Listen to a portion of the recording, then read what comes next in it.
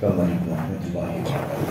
الحمد للہ رب العالمین والصلاة والسلام علی اشرف الانبیاء والمرسلین نبینا محمد وعلی آلہ واصحابہ اجمعین وبعد. یقول اللہ سبحانہ وتعالی اعوذ باللہ من الشیطان الرجیم قل اتعلمون اللہ بدینکم واللہ یعلم ما فی السماوات وما فی الارض واللہ بکل شیء علیم.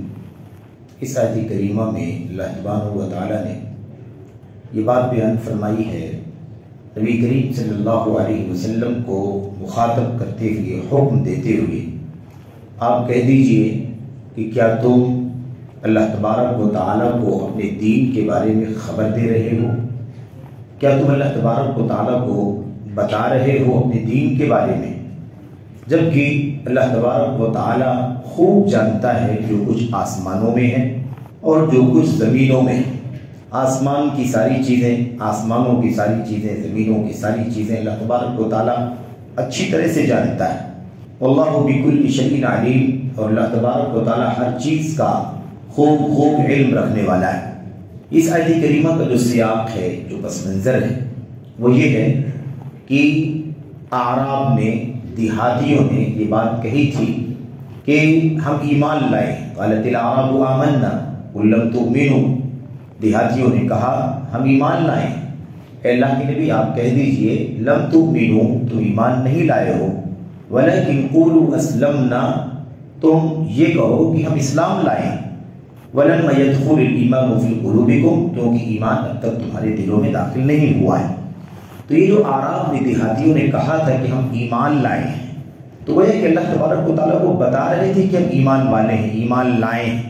ظاہر ہے کہ ایمان اندرونی چیز کو کہا جاتا ہے، جو عقائد سے، ایمانیات سے متعلق چیزیں ہیں اسے ایمان کہتے ہیں، اور جو چیزیں ظاہری اعمال سے متعلق ہیں، فرائض، واجبات، دین اسلام کے ارکان، نماز وغیرہ، یہ ساری چیزیں اسلام کے نام سے معروف ہیں.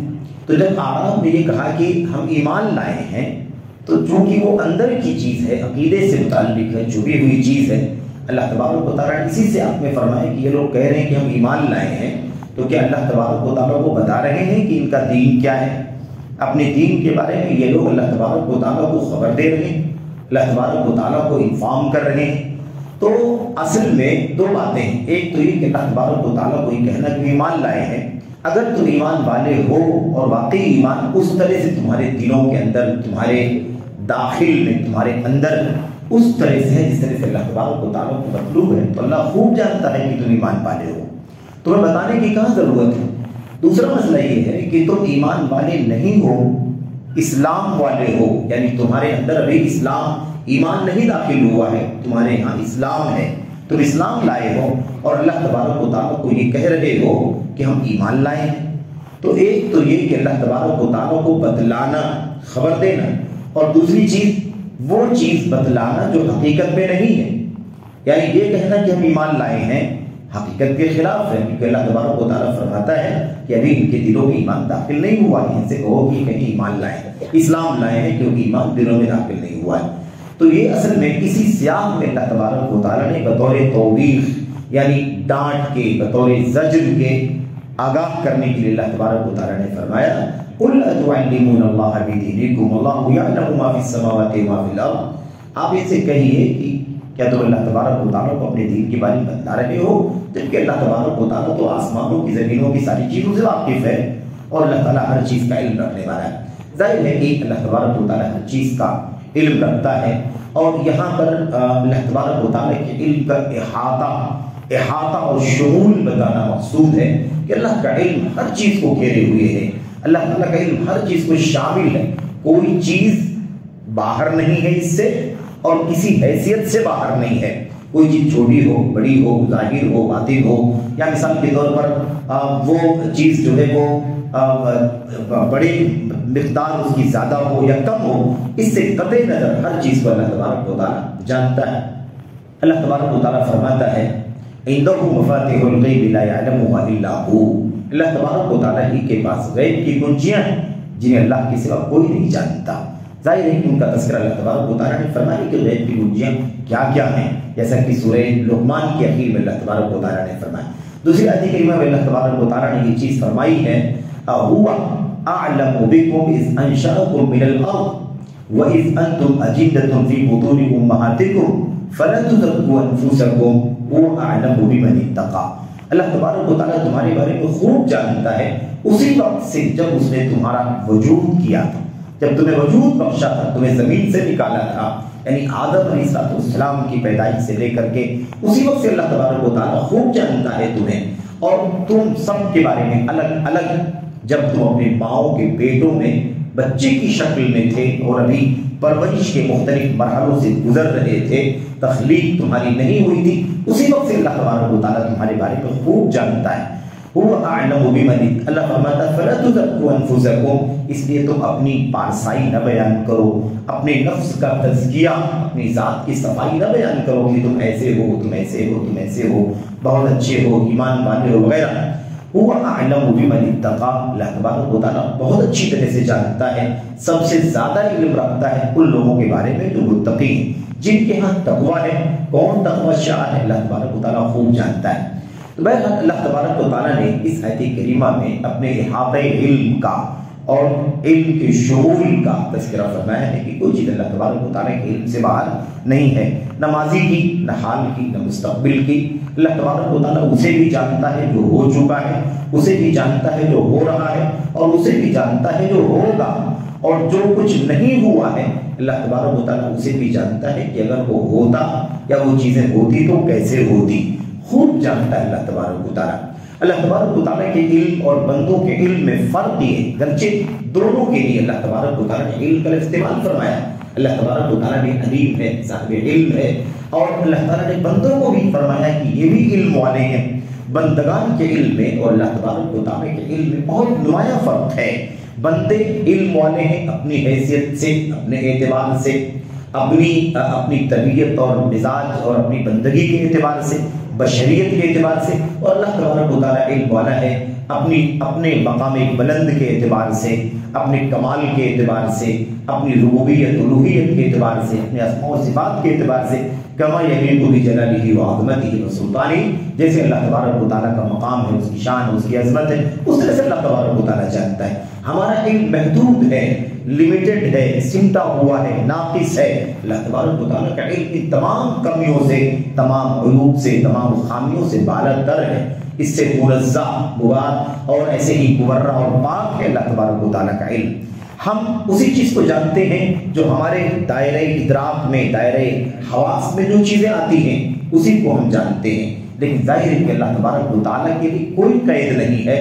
آواز بلند، کسی چیز، کوئی چیز نمایاں ہو تو بھی جانتا ہے، کوئی چیز پوشیدہ ہو تو بھی جانتا ہے، کوئی چیز چھوٹی ہو تو بھی جانتا ہے، کوئی چیز بڑی ہو تو بھی جانتا ہے. حتیٰ کہ جو چیز ابھی وجود میں نہیں آئی ہے اس کا بھی اللہ تبارک و تعالیٰ کو علم ہے.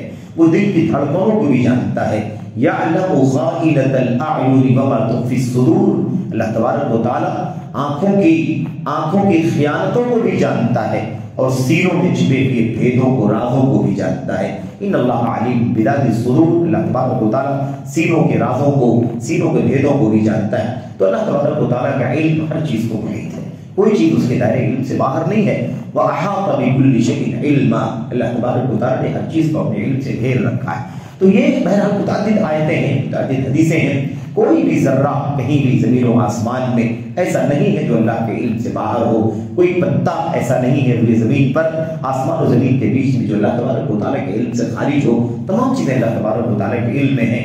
اللہ کی صفتیں، اللہ تبارک و تعالیٰ کا صفت علم ہر چیز کو محیط ہے، اس کا علم ہر چیز کو شامل ہے. بندوں کا علم محدود ہے، ناقص ہے، انکمپلیٹ ہے، اور ظاہر ہے کہ بندوں کی حیثیت کے مطابق بندوں کا علم ہے. تو اس آیت کریمہ میں اس بات کو بھی واضح کرنا مقصد ہے.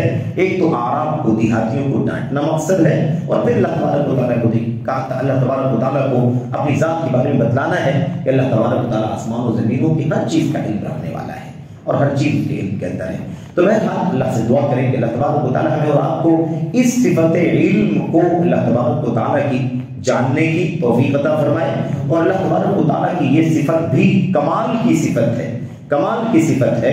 اس لیے ہمیں یہ جاننے کی ضرورت ہے کہ اللہ تبارک و تعالیٰ کے علم کے جیسا کوئی علم نہیں. آج بہت سارے لوگ کہتے ہیں کہ اللہ تبارک و تعالیٰ نے قرآن کریم میں فرمایا ہے کہ اللہ تبارک و تعالیٰ خوب جانتا ہے، یہ اللہ تعالیٰ ہی جانتا ہے کہ ما فی الارحام، ماؤں کے رحموں میں، ماؤں کے پیٹوں میں کیا ہے، ماؤں کے رحموں میں کیا ہے، اللہ تبارک و تعالیٰ ہی جانتا ہے۔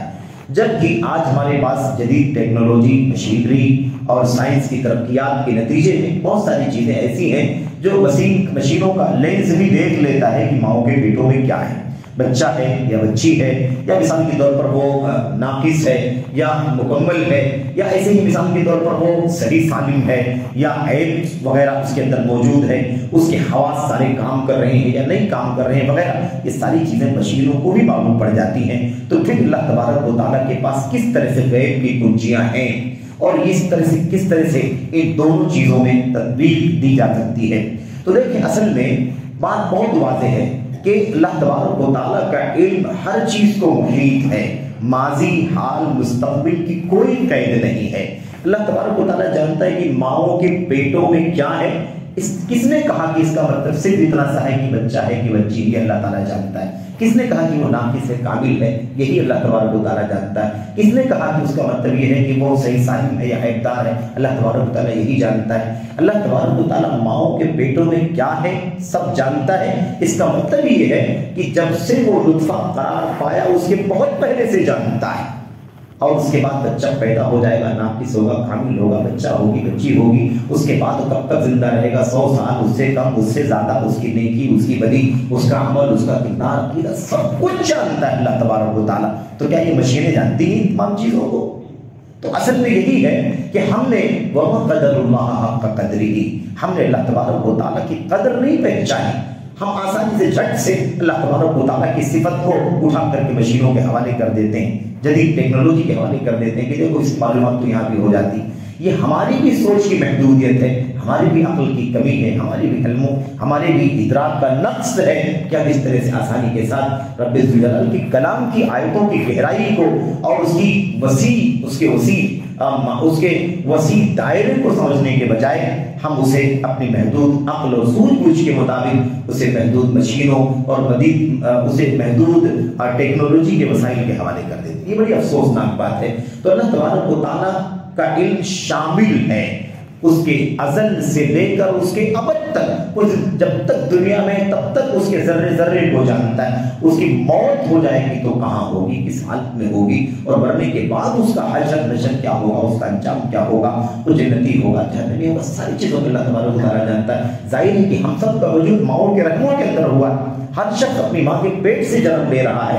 اللہ تعالیٰ ماؤں کے رحموں میں کیا ہے جانتا ہے، یعنی کیا ہے اس کے بارے میں سارے ماضی، مستقبل، حال اور سارے معنوی معاملے کو اللہ تبارک و تعالیٰ جانتا ہے۔ اس کی دنیا کو، اس کی آخرت کو، اس کے برزخ کو، اس کے حشر کو، نشر کو اللہ تبارک و تعالیٰ جانتا ہے۔ دنیا کی کون سی طاقت اللہ تبارک و تعالیٰ کے علم میں اس بات کا مقابلہ کر سکتی ہے؟ اس لیے یہ چیزیں اللہ تبارک و تعالیٰ کی ایسی ہیں، یہ صفات ایسے ہیں جو اس کو اعلیٰ صفات کہا جاتا ہے۔ صفات اللہ تبارک و تعالیٰ کے اوصاف جس کو کمال کے اوصاف کہا جاتا ہے، صفات علیہ، صفات کاملہ کے نام سے ان کو جانا جاتا ہے۔ اللہ تبارک و تعالیٰ سے دعا ہے کہ اللہ عز و جل ہمیں اور آپ کو اللہ کی قدر کرنے کی توفیق عطا فرمائے۔ اللہ تبارک و تعالیٰ کی عظمت، اس کی منزلت کو، اس کی شان کو، اس کے کمال کو جاننے کی توفیق عطا فرمائے، اور اللہ تبارک و تعالیٰ ہمیں اور آپ کو ان اسماء اور صفات کے تقاضوں پر عمل کرنے کی توفیق عطا فرمائے۔ اگر اتنا ہم کہہ لیں کہ اللہ تبارک و تعالیٰ ہر چیز کا جاننے والا ہے، اور پھر سوچیں کہ ہم نے جان لیا اللہ تعالیٰ کی صفت کو کہ اللہ تعالیٰ ہر چیز کو جاننے والا ہے، تو پھر یہ کوئی بہت بڑی بات نہیں ہوئی، یہ بہت چھوٹی بات، محدود بات ہوگی۔ اس کا تقاضا جاننے کی ضرورت، جب اللہ تبارک و تعالیٰ ہر چیز کو جانتا ہے، اس کا تقاضا یہ ہے کہ کبھی کوئی کام ہم چھپ کر کے کرنے کی کوشش نہ کریں، کوئی گناہ کا کام ہم چھپ کر کے کرنے کی کوشش نہ کریں، اور ہم یہ نہ سوچیں کہ یہاں کون دیکھے گا، یہاں ہمیں کون جانے گا، یا ہم کوئی چیز چوری کریں، خیانت کریں، یا مثال کے طور پر کوئی چیز رازدارانہ انجام دیں تو ہمیں کون جانے گا، ہمارے بارے میں کس کو پتہ چلے گا۔ اس نام کا تقاضا یہ ہے کہ ہم اپنی زندگی ایسے گزاریں کہ یہ سوچیں کہ کسی بھی پل ہم کہیں بھی کوئی کام کریں گے تو اللہ تبارک و تعالیٰ کے علم کے دائرے میں وہ ضرور آئے گا۔ کوئی جانے نہ جانے لیکن اللہ تبارک و تعالیٰ ضرور جانے گا۔ اس کا تقاضا یہ ہے کہ ہم اپنے آپ کو ہمیشہ ہر حال میں خلوت ہو کہ جلوت ہو، ہر طرح کی گناہوں سے، بدعملیوں سے، منکرات سے، معاصی سے اپنے آپ کو بچانے کی کوشش کریں، تاکہ اللہ تبارک و تعالیٰ ہمیں اپنی رضا اور اپنی خوشنودی اپنے رضوان سے نوازے، اور کل قیامت دن اللہ تبارک و تعالیٰ ہمیں اور آپ کو اللہ تبارک و تعالیٰ سرخروئی عطا فرمائے، جہنم سے نجات اور جنت کے داخلے کی توفیق عطا فرمائے۔ آمین رب العالمین۔ صلی اللہ علیہ وسلم وبارک علی نبینا محمد۔